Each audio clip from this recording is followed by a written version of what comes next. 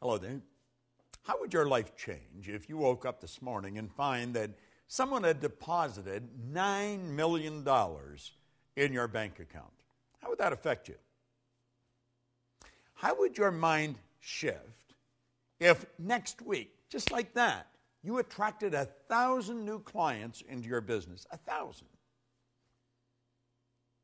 What would your life be like if, bang, just like that, you realized you had the energy of a 20-year-old? How would your mind shift if Mensa recognized you as the smartest person on the planet? They're good questions, aren't they? Well, let me tell you something. There's a lot more than 9 million just waiting there to come into your life. There's an infinite supply. And the 1,000 clients, there's tens of thousands of people out there just waiting for someone to come and serve them. And the 20-year-old energy, do you know all the energy there ever was or ever will be is 100% evenly present in all places at the same time. No one gets energy. Everyone releases energy. And desire is the triggering mechanism that releases energy. And as far as being the smartest, hey, listen. The smartest sometimes are not the most effective. Being smart isn't the answer. Being effective is the answer. Did you know that all the knowledge there ever was or ever will be is 100% evenly present in all places at the same time?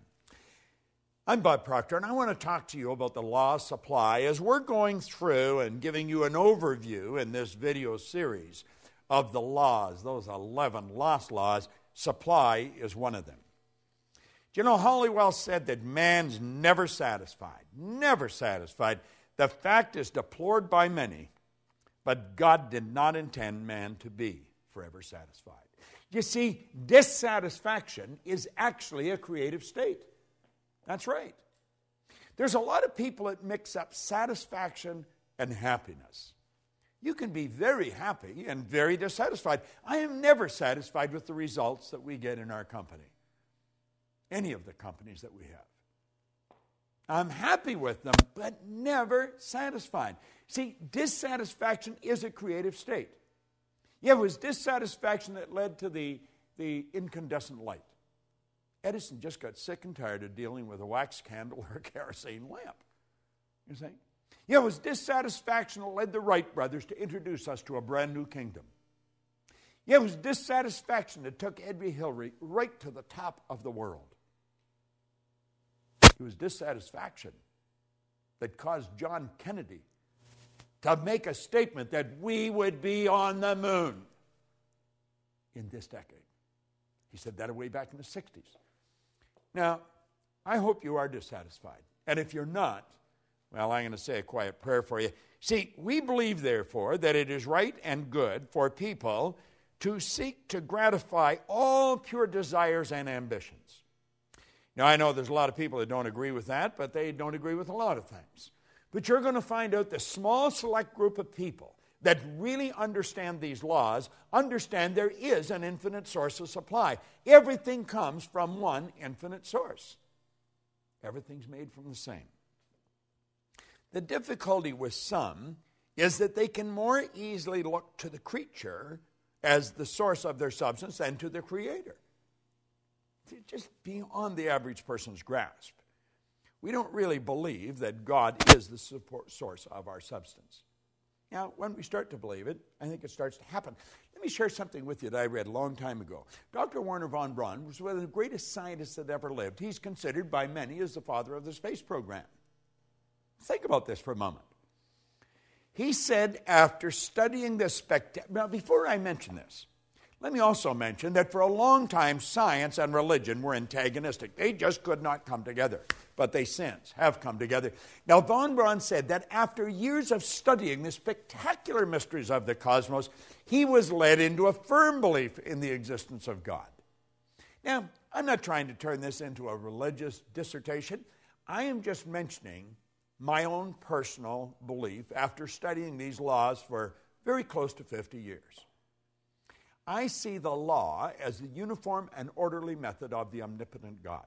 A law is something that happens every time with every person everywhere. And everyone that has accomplished anything will be quick to tell you this.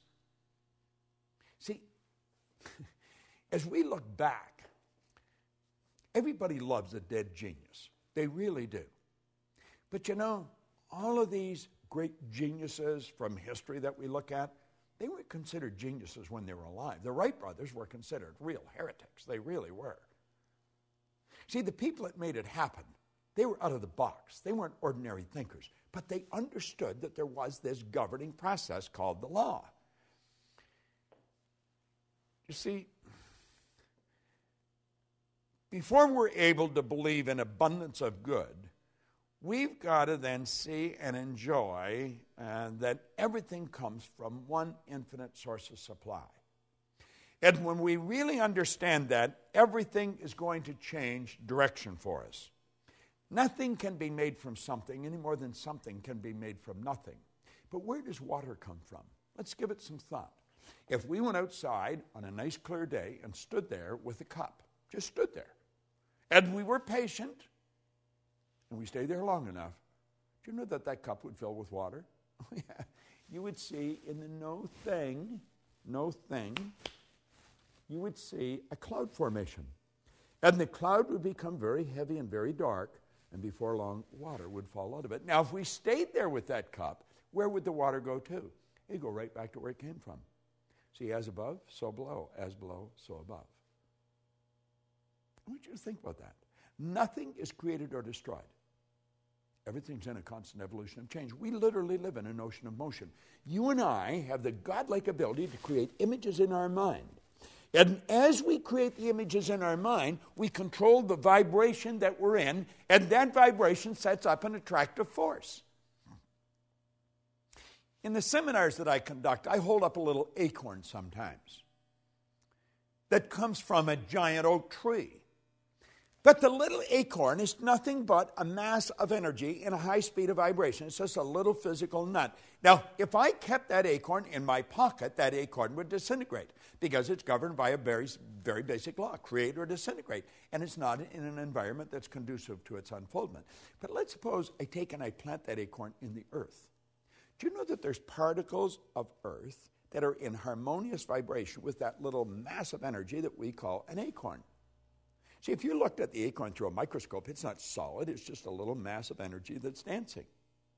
Let me digress for a moment. Let's suppose I took 2 drops of water on a glass-top table and I pushed them together until they touched.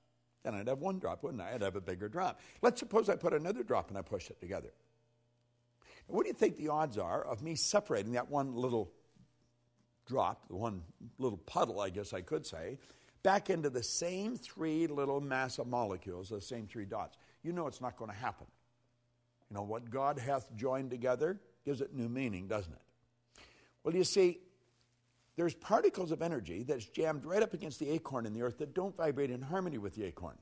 But there's particles of energy that do vibrate in harmony with the acorn, and the acorn's like a magnetic force, and if you could see it with the naked eye, you would see little particles of energy marching just like obedient soldiers right towards the acorn. And as they touch the acorn like that, like the 2 drops of water, they become one with the acorn. And this process is continuous. It's continuous. And the only particles of energy that the acorn can attract are the particles that vibrate in harmony with it. They're on a frequency.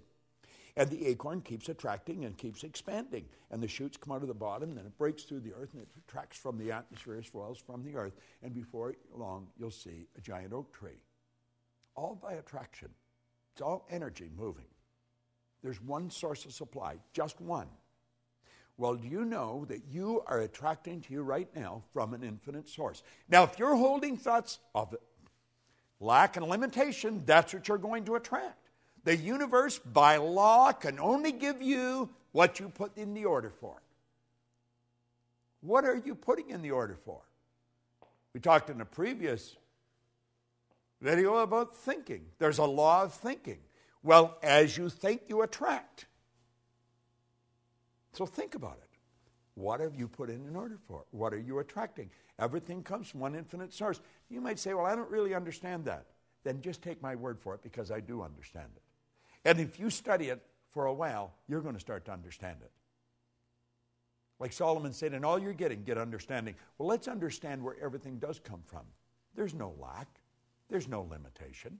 As long as you live through your sensory factors and just go by what you see, then there will be lack and limitation because you're dealing with a very limited view.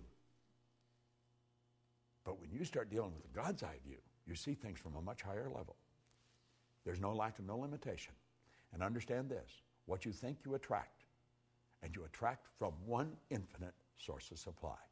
Study this law of supply. It's a phenomenal law, and it works for every person, every time, everywhere. This is Bob Proctor, and thank you.